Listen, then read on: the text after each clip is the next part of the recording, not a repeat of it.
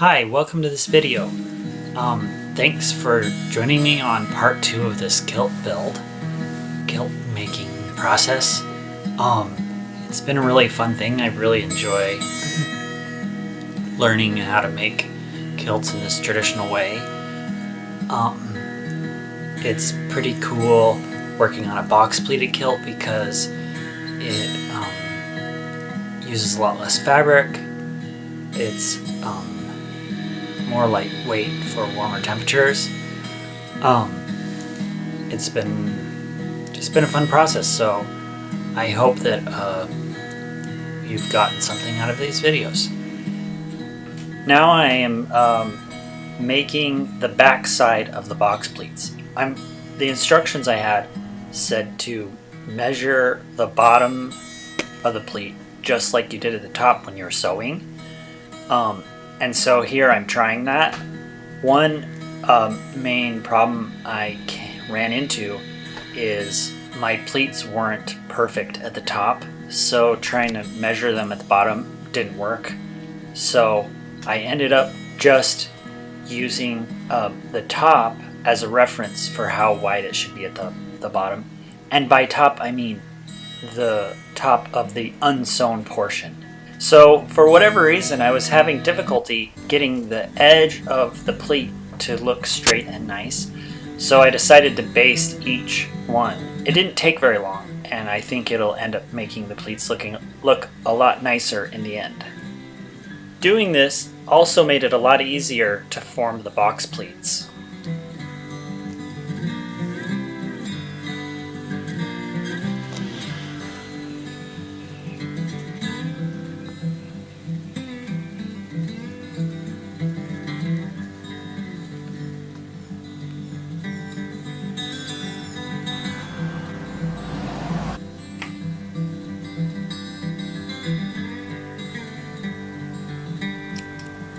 Now I am running a basting stitch along the bottom of the kilt to hold the pleats together from the front, and then I'll flip it over and begin forming the back part of the box pleats. Being precise is a lot less important since this is the part of the kilt that will be facing your body, and depending on the size of the set of the tartan or how you've sewn the box pleats, there can be some overlap from one box pleat and there can be some overlap between a box pleat and its neighbor. Now I'm flipping the kilt over to baste the pleats down like I did at the very bottom, but at 2 more places in between the sewn portion and the very bottom.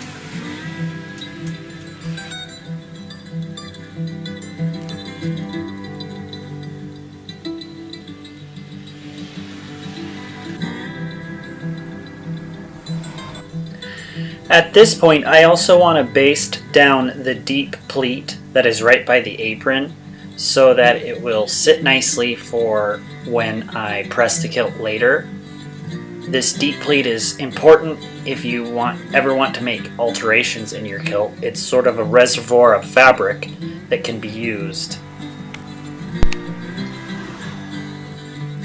This is the method that I learned from watching a YouTube video by MacDonald. I'll put a link in the description for ironing a kilt. I think it's most appropriate with a wool kilt, but I find it works well with all fabrics. You use this wet press cloth to protect the fabric from the iron, and you use the iron about as hot as you can get it. And it creates a burst of steam which steams the cloth and works well to make a nice crisp pleat in fabrics that I have used it with. The next thing I'm going to do is referred to as steeking, and it's a stitch that goes along the inside of the kilt at the level of the bottom part of the sewn portion of the pleats, which would be the bottom of the fell. Unfortunately, I'm using dark thread on dark tartan, so it'd be almost impossible to see what I'm doing, but you can see my cat playing around in the background.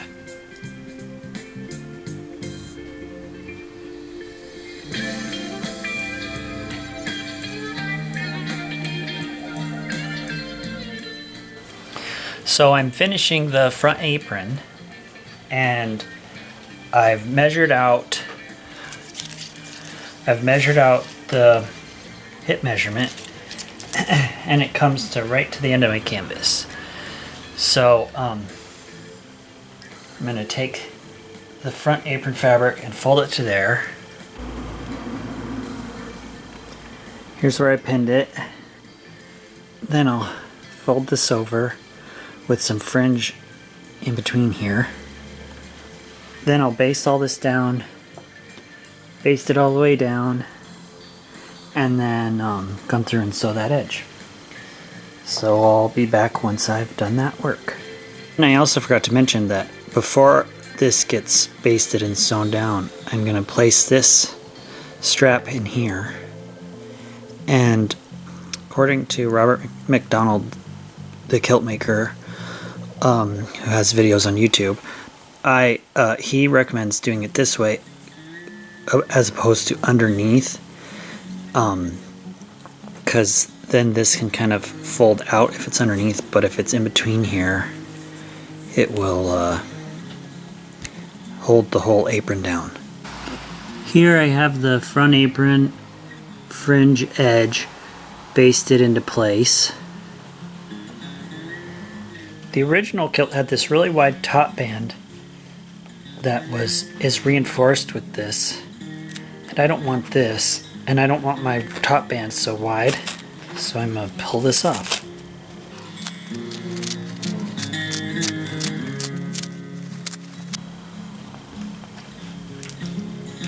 Okay, so I've sewn down this part. I've sewn in the front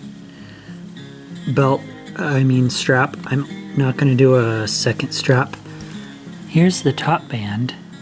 I didn't do the best job, you can see there how that stripe is showing, and it's only really lined up right here. When you come over here, it already gets off, and over there too. Now next I'll cut out fabric for the lining. We're almost done, although I did make a few mistakes in putting in the lining.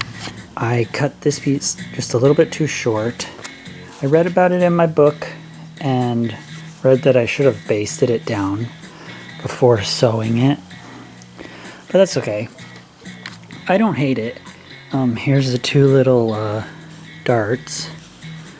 That's all I feel like I really needed.